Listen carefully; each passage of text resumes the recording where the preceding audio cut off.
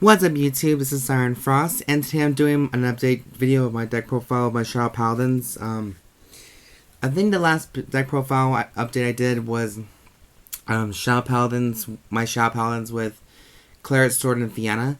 But during that time, that deck profile was, it didn't sit right with me whatsoever. Yeah, it was good, but I think this build just matches more of a playstyle until set 4 comes out. And so I might be sticking with this for now. So, let's get started.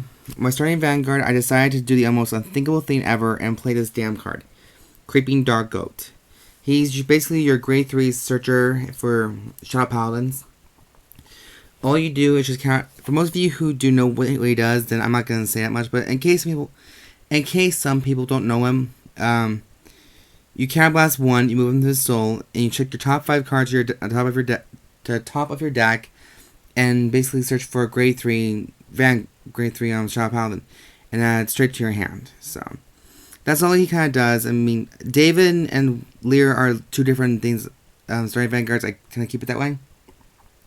But since this is considered a mixed deck to me, Creeping Dark Goat's like one of the best options for it. I mean, people say to just stick with David because of his generation break, and some people say just stick with Lear because she's part of the witches. But this will kind of do good for now until I can get my deck fully prepared for set 4. To be honest guys, I'm still not a very huge fan of clan mixing because it bugs the shit out of me. But, with my recent history of losing for some reason, like I've gotten 3rd place a couple of weeks ago, every week or so. But then this last week hit me because I didn't get nothing of it, so, it was a dramatic thing on Friday, so it was just one of those bad days. But, it is what it is. But hopefully we'll continue on with this. Anyways, enough of my yapping. So, for my trigger lineup, I'm playing 4 of the heal triggers witches, Milcra. Just because this is mainly a witch deck, too, with a hint of Claret Sword in it.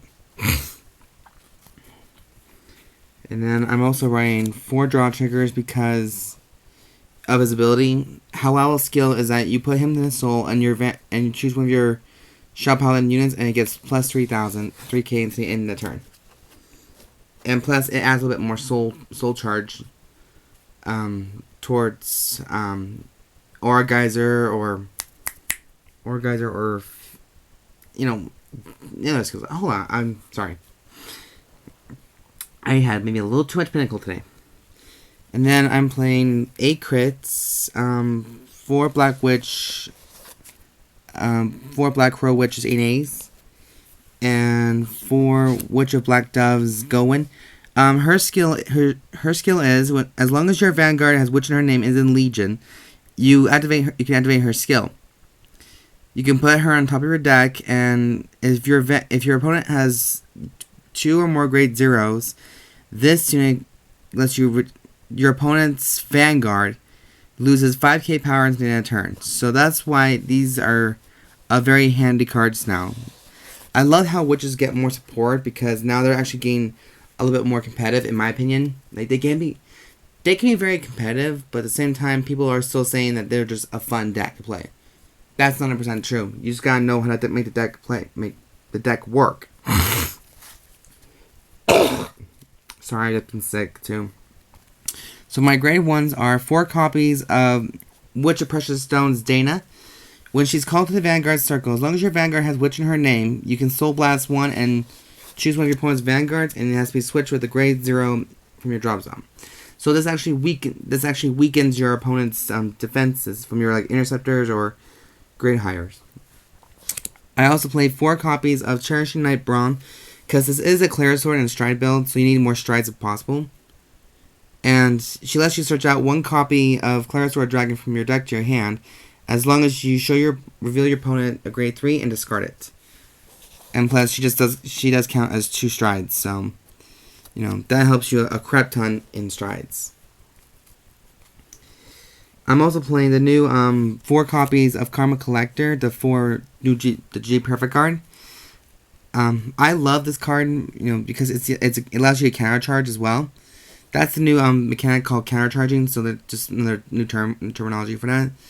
So as long as you have another copy of Karma Collector in your drop zone, you can countercharge one card, and yeah, so that helps you a little bit, you know, adds a little bit more counterblasting for your next later games. Next, I also play 2 copies of Blackwing Swordbreaker.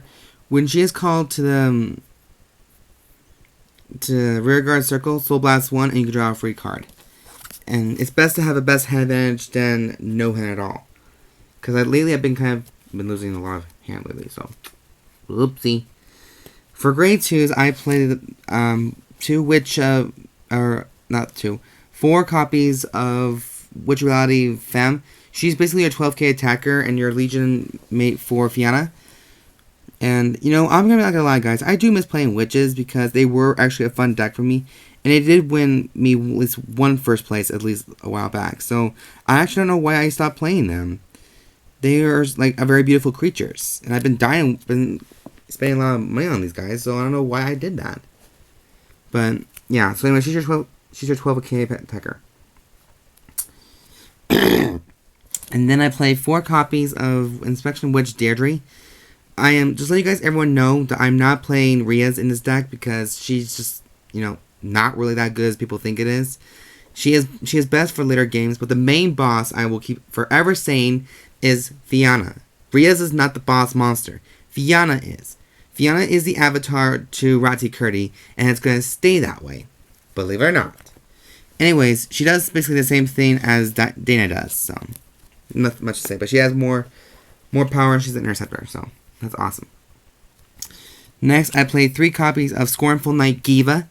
I'm still going to play my Gyvas, no matter what people say, because she is actually a very awesome card. But basically, she's in the main with 4,000 more power and, you know, better looking than the main does. And her Duration Break 1 is you Counterblast 1 and you discard 1. And you draw 2 cards from your deck.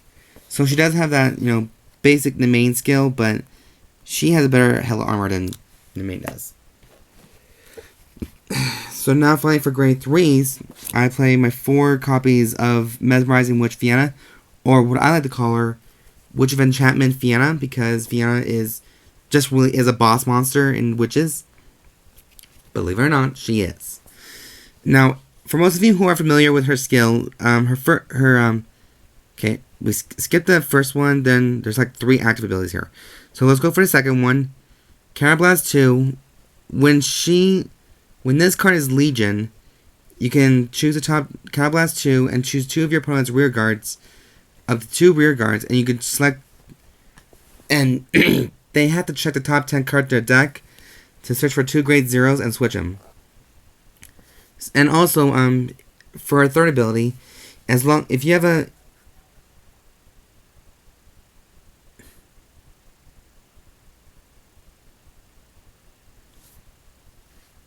a copy of Fianna on your, if you have a Vanguard card with the same name as your Vanguard, you can retire it and draw 2 cards. Sorry guys, I really do have a hard time explaining it now, and I never had this time before.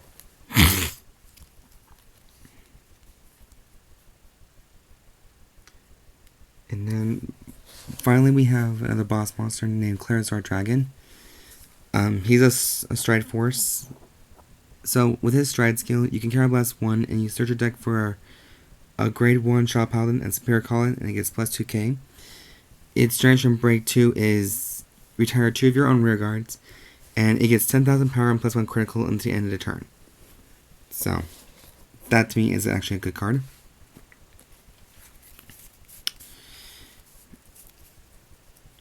And then for my G units, I'm still playing 4 copies of Aurageyser Dragon.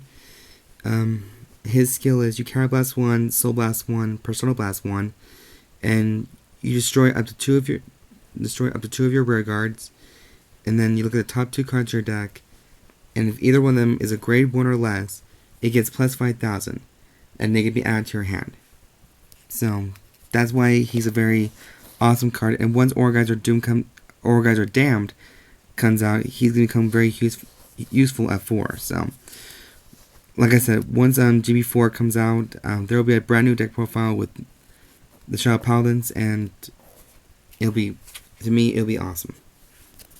I am playing 2 copies of Grim Recruiter, because You know, I realize playing 3 is not really a big deal anymore. When he attacks hits the Vanguard, you can Superior Call 1 grade 1 unit from your deck, and just lets you use Superior Callings like crazy. And then I play 1 copy of Dark Knight Efnysien. When he's called to the Vanguard circle, you can retire 1 rear guard and he gets 7k power. Also, when the attack hits, you can choose one of your opponent's rear guards and force it off the battlefield, which is why I really do need either 4 playsets or 2 more, because he is really a badass monster. And I like the artwork too. So, and then finally I play 1 copy of Blizza. I originally had the intention of playing 4, or not 4, 2. But then there's other units I like to play too. So, he does the Generation Blasts. You counterblast 1, you flip over 1 card in your G zone face up, and for every single face up G unit face up in your G zone, he gets plus 5k. So I actually got up to 65,000 because of him. So he's basically your main finisher. So yeah, I'm sorry for this deck profile. It's not really much to explain. I'm just really tired and my uncle's asleep, and that's why I'm just trying to be as quiet as I can. So anyways, that's the deck profile for Witches / Clarets. Oh, Jesus. My stuff just fell down too. Crap. Alright, well anyways guys, that's my deck profile for the Shadow Paladin's half Claret, half Fianna build.